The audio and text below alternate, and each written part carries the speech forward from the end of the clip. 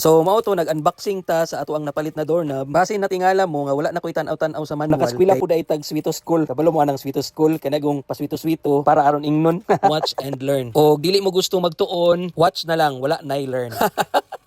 Oy, sumaayong adlaw na pud sa tanan, no? So bagong adlaw, bagong gasto na pud ta. Mamalit tag doorknob sa hardware kay unsaon man ganina pag mata nato dili naman maabri ato ang CR. So maoto napangitaan nato pamaagi unsaon nato pagkuha sa doorknob. Tapos pag disassemble nako, nakita nako nga perti na gyud di aing tayaa sa doorknob. So need na gyud siya palitan og bago. Sakay tag pedicab tapos naabot na ta sa hardware. Sa una ra jud ko nakabantay anang perti nimong tipid-tipid, mukalit lag abot ang sitwasyon nga makagasto jud ka. Sa walay pagduha-duha, makapalit jud ka. So nangita ta kung asa dapit ang doorknob, perti pag yung dakua ani nga hardware, tapos dili pag yun ta perminti makaadto diri. Sa sigig tuyok-tuyok, nakitaan ra jud siya. Dagduha-duha ko kung unsa akong pilion na doorknob, kay daghan kaayo kapilian. Pero nakadecide ko nga nindot ang black nga doorknob. Dili pud nato kalimtan ang lubricant. Ug unsa man ang nasa inyong huna-huna, dili na mao. WD-40 ato ang paliton. So kanarang duha ato ang paliton tapos mag-adto na dayon ta sa counter para mabayaran na nato. Pagkahuman, let's go. Manguli na ta kay para mataod na nato ang doorknob sa CR. Unya after mag-guessing game siguro ko kung pila ang total anin tanan, no? Kay murag nauso na pud ning guessing game karon ba. Pero kaswerte ba? Ako pay ni gasto, ako pay nahago, ako pay manghatag og premyo. Pero sige lang, basig puhon di ay. So mao to nag-unboxing ta sa ato ang napalit na doorknob. Base na tingala mo nga wala na koy tan-aw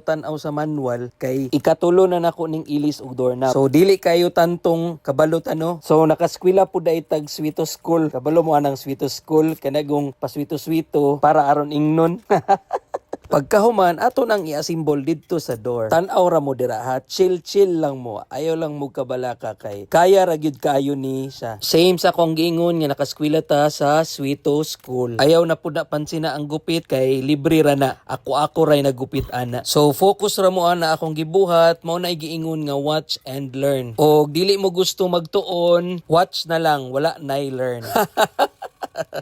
Kani siya, pangkabuhayan showcase na ni siya. Kay ikaw na malit sa doorknob, ikaw nagbayad, tapos ikaw pud ang mag-install. Tapos ikaw pud ang mag-aftercare. O, di ba? Jackpot. So, dili na to kalimtan butangan og WD-40 kay para lubricant sa mga parts sa sulod sa doorknob. So, dira no, install na nato ang last na duha ka piyesa sa doorknob, katong duha ka lingin. Unya, naana siya'y guide before nimo siya isulod or isalpak tong duha ka lingin. So kinahanglan masunod to nimo nga guide kay para dali na lang siya inigtulak nimo sa duha ka lingin. Kanang sa susianan kana akong giwiwi dira kinahanglan na nimo sa pugngan before nimo matulak pasulod ng lingin. Then tuyok-tuyokon, then aftercare dayon ta. Atong tuyokon, then i-try og sira. So unta na amoy natun-an mga guys. So ayaw kalimot og like, follow and share. So mao lang to. God bless my friend. Oy.